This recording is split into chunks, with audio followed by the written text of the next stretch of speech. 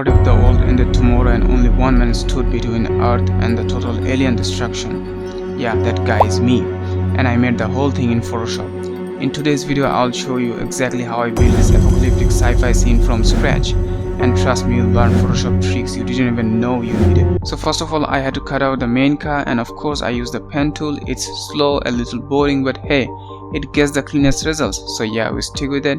Then I added a solid color layer under the image, kind of like swooping up after cutting it out, just helps clean things up nicely. After that, I brought it on the canvas, resized it a bit, pretty standard stuff. I chose this road because it kind of works well with the car's angle. I moved it around a little until the perspective looked right. Now for the building, I went with a big one so I wouldn't have to worry about the left side of the composition. Work smarter, not harder, right? I used the clone tool to fill up the empty gaps, then brought in this roadside bump thing, you know, those annoying ones people trip over. I blended it in and changed the weird yellow color to grey because it looked odd.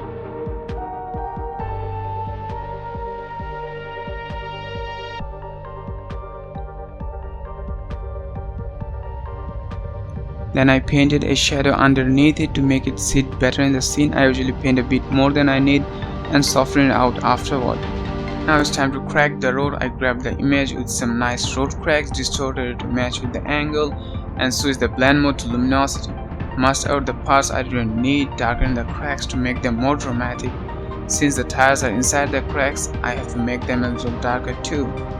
So I made them a little darker, helps them feel like they're actually in the road.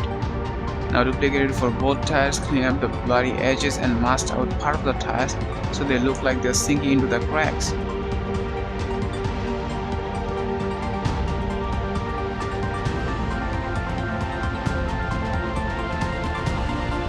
Then I added a shadow under the car so it doesn't look like it's levitating like a sci-fi hover car. And after that, I darkened the cracks even more because why not?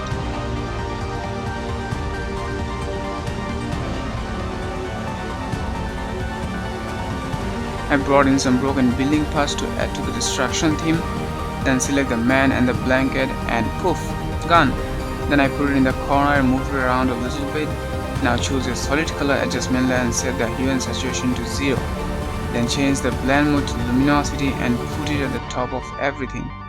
Now you can see just the colors, no distraction of the brightness or anything. Here you can see the building is very yellow but the car is bluish and magenta.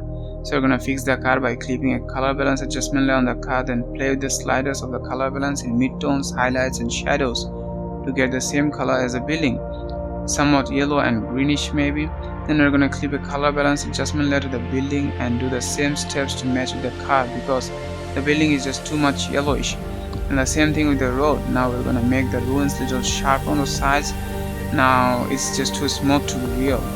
Then we're gonna make some shadows for it.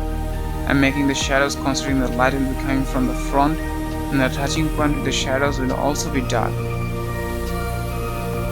Then the same steps to color correct the ruins with the rest of the images. And I'm gonna bring in this broken car to set a good mood for the theme, a disastrous mood. Then move it around and color correct it the same way we did before.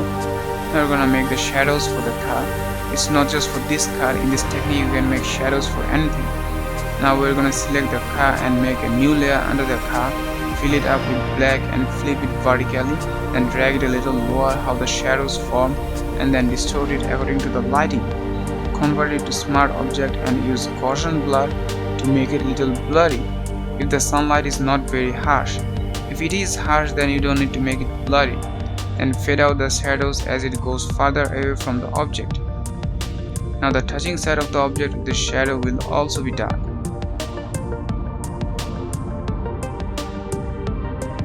Then I removed the glass of the car, it was showing a tire of another car. Then I smoothed the shadow on the car a little bit. I'll use this building on the right side of the composition, brought it in the canvas and resized it to fit with everything else. Then color corrected in the same way by using the color balance. Now I'm gonna use this building half destroyed, so cut out half of the building and put the destroyed parts of this building in the edges of that building. Now I'm just gonna copy paste it and fill up the rest of the places that needs destruction. And I'm going to use the rods from this image because after a building is broken, there will be some broken rods coming out of the building. So copy paste it where else it is needed. Now I'm gonna use this image again to create some building ruins on the end of the road, otherwise the road seems odd. Then I'll blend it with everything else by using the same steps we used.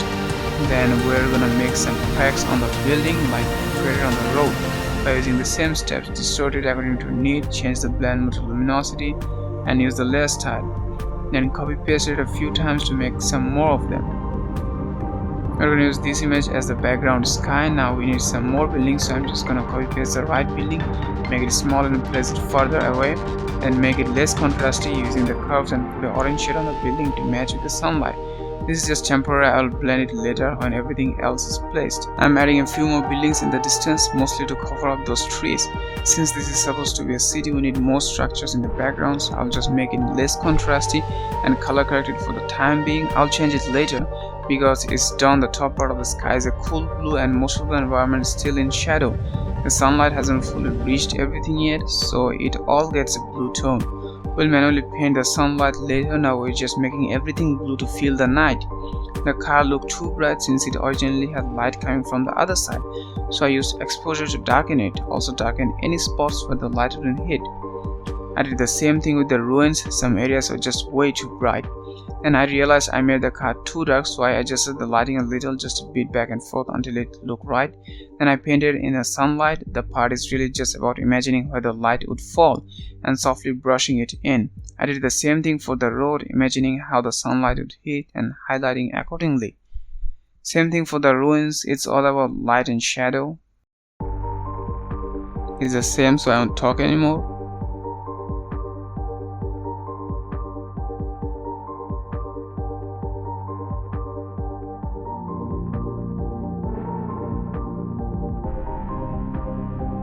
Now I have to talk. I was lazy, so I didn't use the bicycle that was in there. I just randomly used a bicycle shadow from the internet. Then I also made a shadow for whatever this is, I don't know. Then I fade out both of them as they go farther away. Then I fixed the shadow of the bicycle because it wasn't matching with the actual cycle, because you know. Then I made the sunlight on the right building. It will only be on the front of the rest of the building. The light won't reach there. I made the farthest building more darker because the sun is just behind it, so it would be darker, and made it the least contrasty because it is the farthest building. Then I painted some sunlight on it. There was no glass on the front of the car, so I just painted some gray color using solid color adjustment layer to make the glass and fade it out. Then I put some dust overlay on top of the glass since the car is sitting there for a long time, so there should be dust on the glass. Then the car should also be rusting on the body, so I just put some rust overlay on top of it. And then I did the same thing for the other car.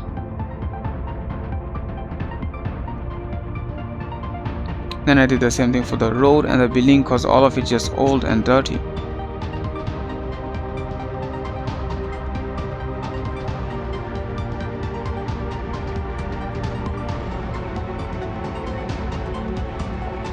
This is our main guy who is fighting against the aliens to save the earth.